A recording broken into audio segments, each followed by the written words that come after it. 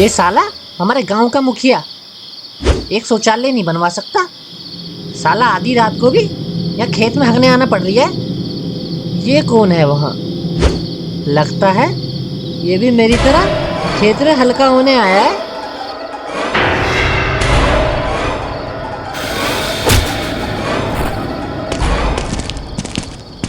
पर ये कब्रिस्तान की तरफ से क्यों आ रहा है?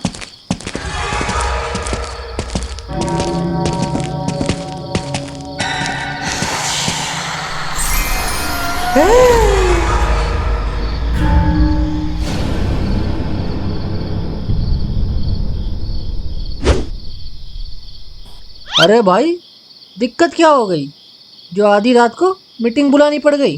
अरे रुक जा, पहले सबको आ तो जाने दे। अब तो बताओ मुखिया जी, क्या बात है? अब तो सब लोग भी आ गए। ये क्या बताएंगे? मैं बताता हूँ। ये मेरे घर के सामने वाला कब्रिस्तान, इसमें से रोज रात को अजीबो डरावनी आवाजें आती है। रोज रात को मुझे हनुमान चालीसा पढ़ के सोना पड़ता है। ये तो अच्छी बात है, रोज रात को भगवान का नाम लेके सोना चाहिए। मुखिया जी, तुम बात मत बदलो, ये बहुत गंभीर समस्या है। ऐसा कुछ करो, या तो इस कब्रिस्तान पे ताला लगवाओ, या तो मुझे सरकार से इस घर के 50 लाख दिलवाओ, ताकि मैं कब्रिस्तान से दूर कहीं अपना घर ले सकूं। इस घर के 50 लाख? साले पगला गए हो क्या? इस खंडर के कोई 50,000 ना दे। ये और खंडर, साले तेरे बाप दादाओं ने भी देखा है ऐसा आलीशान घर? अंदर पूरा इटली से इंपोर्ट करवाया हुआ मार्बल लगवाया हुआ है। और हाँ, इसका इंटीरियर भी वो फिल्म स्टार की बीवी, क्या नाम है उसका, शाहरुख खान, उसकी बीवी से करवाया है। अच्छा, वो गोरी? अरे गोरी हो या काली, हमें उससे क्या, हमें तो अपना काम करवाना है। अरे प्रभु, उसका नाम है गोरी खान, वाइफ ऑफ शाहरुख खान। ये सब छोड़ो, तुम मेरी बात ध्यान से सुनो। कल रात से हमारे गांव का एक बंदा लापता है। सुनने में आया है कल रात कब्रिस्तान के पीछे वाले खेत में हगने गया था, अभी तक नहीं लौटा है। लो, कर लो बात। पूरा गांव छोड़ के कब्रिस्तान के पीछे हगेगा तो मुर्दे तो नाराज होंगे ही। इसमें उस बेचारी की भी क्या गलती? ये मुखिया जी ने पानी की टंकी भी तो कब्रिस्तान के पीछे लगवाई है।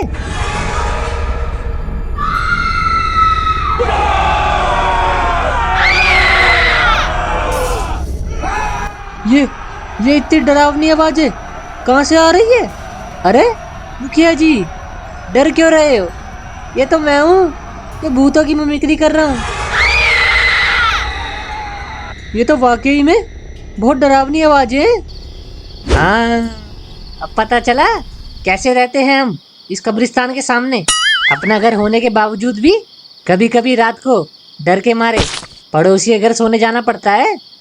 और ये पड़ोसी मेरा इतना हरामी है, देखो अभी तक मीटिंग में नहीं आया, जबकि सबसे पास यही रहता है। अच्छा, अरे नहीं वो, अरे रहने दो बस। मुखिया जी, इस कब्रिस्तान पे जल्द से जल्द ताला लगवाओ। अभी कल रात की बात है, हमारी बीवी रात को 1 बजे हमारे लिए खाना बना रही थी, तभी उसकी नज़र कब्रिस्तान में पड़ती है। इतनी भयानक और डरावनी आवाजें आ रही थी। इतने में एक भयानक आदमी पेड़ से कूदकर सीधा मेरे घर की खिड़की में बैठ गया। हाँ, तो उसको फिर खाना वाना खिलाया या ऐसे ही जाने दिया? इसको बुलाया किसने? यह साला हमारे डर के मारे फटी पड़ी है, और ये जनाब मजाक कर रहा है। बेटा, अगर तुम्हारे सामने वो आ गया ना, तुम पक्का खड़े खड़े मुँह दोगे। इनको क्या पता, ये सब कब्रिस्तान से दूर जो रहते हैं।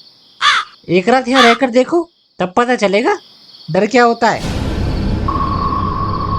अच्छा, अगर हम कब्रिस्तान से दूर रहते हैं तो इसका मतलब ये नहीं है कि हमें गांव के लोगों की फिक्र नहीं है। हमें जैसे ही पता चला तुरंत हमने मीटिंग बुला ली। हमें सब पता है। ये मीटिंग भी इसलिए बुलाई है क्योंकि इलेक्शन जो आ रहे हैं, लोगों को दिखाना भी तो है मुखिया जी काम कर रहे हैं। ये कुछ तू ज़्यादा नहीं बोल रही? वो तो तेरे बाप की शर्म कर लेता हूँ, नहीं तो साले तुझे उठा के गांव से बाहर फिकवा देता। क्या गलत बोल रही है ये? आप तो अपनी कुर्सी बचा रहे हो और यहाँ हमारी डर के मारे पैंट गीली पड़ी है। ये तू किस लहजे में बात कर रही है मुखिया जी से? कब से देख रही हूँ कब्रिस्तान कब्रिस्तान किए जा रही है। साले 1 मिनट नहीं लगेगा मेरी खबर इस कब्रिस्तान में खोदने में। तू ये मत भूल, मुखिया जी की इज्जत पूरा गांव करता है। अगली बार मुखिया जी से ऊंची आवाज में बोला ना तो साले लट देख रही है, बिना गिनती के बजाता चला जाऊंगा। इज्जत तो हम भी करते हैं, लेकिन इज्जत के चक्कर में अपनी जान थोड़ी दे देंगे। वो तो आज देख लिया कितनी इज्जत करते हो तुम मुखिया जी की। अरे मुझे यहाँ क्यों बुलाया है? मैं तो इस गांव का भी नहीं हूँ। तू साले पंडित आदमी है, मैं जानता हूँ। ये आत्मा और भूतों को कब्जे में करना तेरे बायात का खेल है। 2-4 मंत्र फूक के इस समस्या को खत्म कर दे। मुझे कोई मंत्र नहीं आते।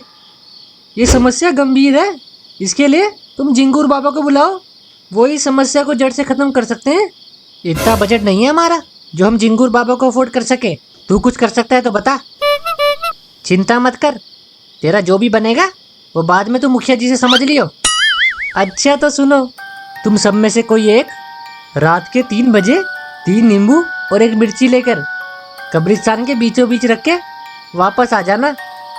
इसमें कौन सी बड़ी बात है? लेकिन याद रहे, नींबू और मिर्ची रखने के बाद पीछे मुड़कर मत देखना, नहीं तो कुछ भी भयानक घट सकता है।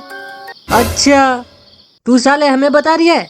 इस गांव में 10 साल से रह रहे हैं, मैं भी देखता हूँ हमारे साथ क्या बुरा होता है।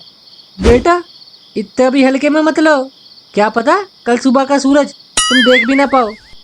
लो देख लो मुखिया जी, खुद से कुछ नहीं हो रहा तो हमें भी डरा धमका के रोक रही है। बेटा वो तो तेरी भलाई के लिए बोल रही है, वरना मुखिया जी को देख, उनको पता है तू वहाँ से जिंदा वापस नहीं लौटेगा, फिर भी चुप बैठे हैं, तुझे रोक नहीं रहे। सही बोल रही है ये सुरेश, वहाँ अकेले जाना ठीक नहीं है। मुखिया जी तो ऑर्डर पेल देते हैं, लेकिन भुगतना तो पूरे गांव को पड़ता है। अच्छा हर चीज में मुखिया जी की गलती है? वो पिछले महीने तेरी बीवी भाग गई थी, वो भी मुखिया जी ने भगाई थी। सालो तुम सब अपनी औकात मत भूलो। यहाँ बैठे बैठे ना तुम सबका इस गांव से पत्ता साफ करा सकता हूँ। मैं कब से प्यार से बात कर रहा हूँ, तुम सब तो मेरे सर पे चढ़ के मूत रहे हो। अरे तुम सब लड़ना छोड़ो।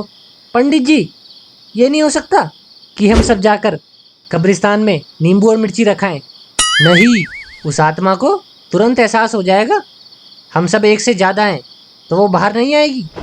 लेकिन ये तो हो सकता है हम सब में से कोई एक कब्रिस्तान के अंदर जाए और बाकी सब लोग पीछे छुपकर उसका इंतजार करेंगे।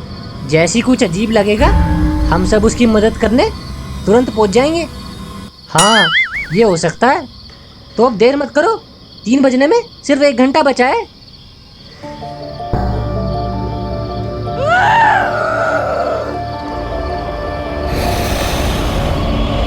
बचाओ।